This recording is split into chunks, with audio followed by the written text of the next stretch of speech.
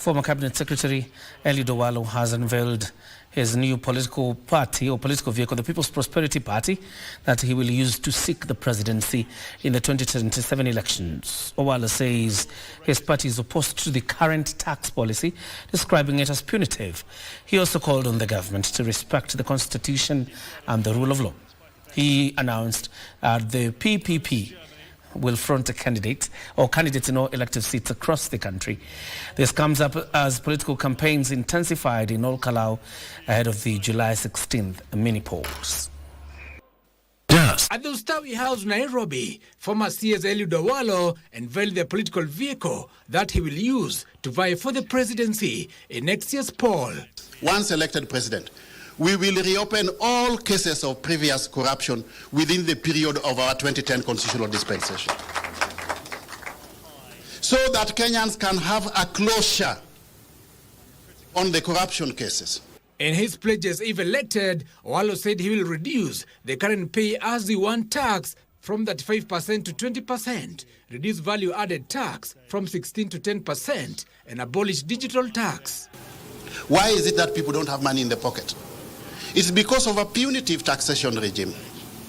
We are dealing with a tax regime that does not recognize the level of disposable income of the people. And as he was launching his presidential bid in Nairobi, separately in Nyeri County, DCP leader Rigathi Gachagua was drumming up support for his party's parliamentary candidate in the upcoming olkalou by-elections set for July 16th. Gachagua expressed confidence that the party's candidate Sami Kamau will win the seat. Lakini medho amenyorosha inaenda sawa sawa, and we shall get victory in olkalou. This even as the National Council of Churches of Kenya is cautioning against the trend of vote buying and political patronage.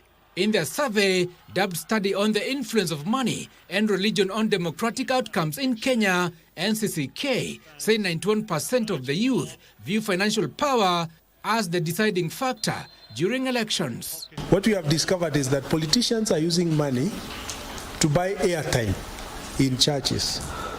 So our politicians will send some money to the pastor, say 20,000, so that then when he shows up, he will be given the microphone to speak from the pulpit. Elsewhere, Kiharu lawmaker Dindi Nyoro has sustained his criticism on the sale of Safaricom shares. It is no coincidence whatsoever that after money changed hands at 34 shillings, immediately the price manipulation stops. Then we see the share price now climbing higher every single day after the transaction happened.